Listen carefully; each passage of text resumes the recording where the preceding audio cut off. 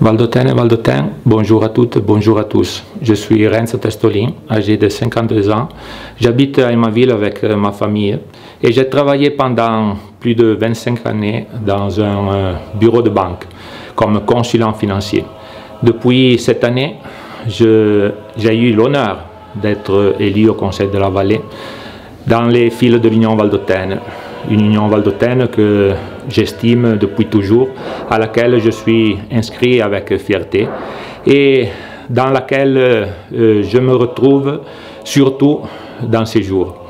Pourquoi l'union valdôtaine? Pourquoi représente de toujours la façon d'interpréter la vie politique valdôtaine, l'enracinement au territoire, mais aussi l'envie de relancer sur le futur. Et alors, là encore, la volonté de l'Union valdôtaine de comprendre l'importance de l'environnement, mais aussi la nécessité de l'homme de montagne de travailler pour le vivre au mieux et en toute sécurité. Et encore, la nécessité de sauvegarder nos traditions, notre culture et surtout nos langues qui depuis toujours représentent une des spécialités qui nous distingue du restant de l'Italie.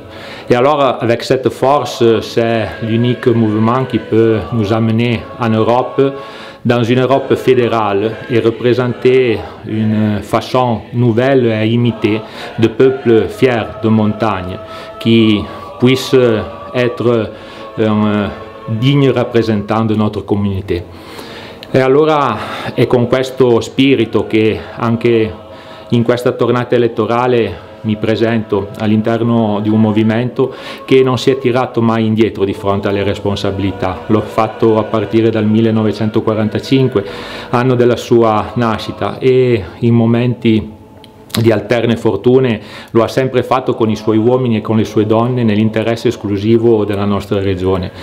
Fino ai giorni nostri, fino a 6 mesi fa, quando ci siamo trovati ad affrontare una situazione del tutto inedita che nessuno di noi conosceva, ma che abbiamo affrontato come unionisti e come responsabili nella maniera più consona a quello che doveva essere l'attenzione al nostro territorio, alla nostra gente, così come dovrebbe fare un buon padre di famiglia, perché la Valle d'Aosta è una famiglia per quanto ci concerne e per quanto mi concerne. Penso che la famiglia racchiuda tutte quelle attenzioni che un buon amministratore deve racchiudere, pensare ai bimbi appena nati, così come allo studio dei propri ragazzi, così come alla necessità di un lavoro che possa garantire dignità e fierezza all'interno della vita comunitaria, pensare a quelli che sono i trasporti e ai nostri anziani, pensare ai momenti di svago, di sport e di natura, quelle cose che competono a un amministratore attento, a qualcuno che ci tiene alla propria gente e al proprio territorio. Penso che questo sia lo spirito con il quale questa squadra affronterà con tutte le sue professionalità, tutte le sue ragazze, ragazzi, donne e uomini che si mettono in gioco questo momento tutt'altro che semplice. Un moment, je crois, que le Valdôtain doit retrouver la voia et la volonté de se préger et de s'écouter. Le personnes passent, ma l'Union valdôtaine reste.